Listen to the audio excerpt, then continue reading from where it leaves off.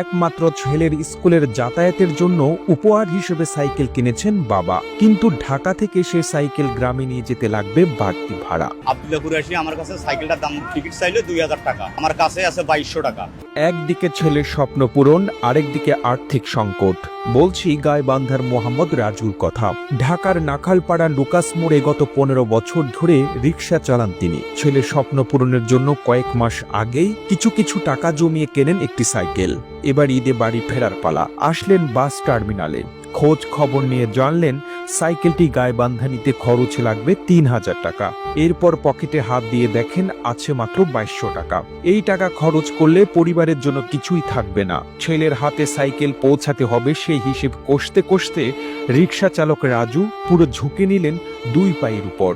ঈদের খরচ ও সাইকেল পরিবহনের সমাধান খুঁজতে 200 কিলোমিটার পথ নিজেই সাইকেল চালিয়ে যাবেন বাড়ি। যেই কথা সেই কাজ। 5 জুন বৃহস্পতিবার ভোর 5টায় সাইকেলের প্যাডেলে মহাখালী থেকে গন্তব্য শুরু হয় গাইবান্ধার তালুক জামিরা ফকিরহাট।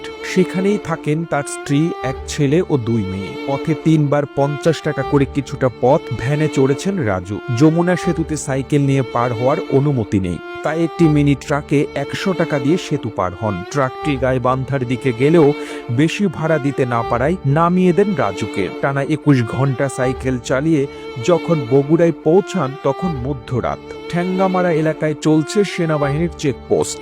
মধ্যরাতে সাইকেল আরোহী দেখে জিজ্ঞাসাবাদ করেন দায়িত্বপ্রাপ্ত লেফটেন্যান্ট আল ফাহাদ। ছেলের জন্য বাবার এমন ত্যাগের গল্প শুনে মুগ্ধ সেনা কর্মকর্তা। তখনই সেনাবাহিনীর পক্ষ থেকে এরপর নিরাপদ যাত্রার জন্য একটি ট্রাক ঠিক করে দেন লেফটেন্যান্ট ফাহাদ। সাইকেল তোলা হয় ট্রাকের পেছনে আর চালকের পাশেই বসিয়ে দেন মোহাম্মদ রাজুকে। সেনাবাহিনীর পক্ষ থেকে খাবার ও ট্রাকে করে গাইবান্ধা যাবার সুবিধার জন্য কৃতজ্ঞতা প্রকাশ করেন রিকশা চালক মোহাম্মদ রাজু।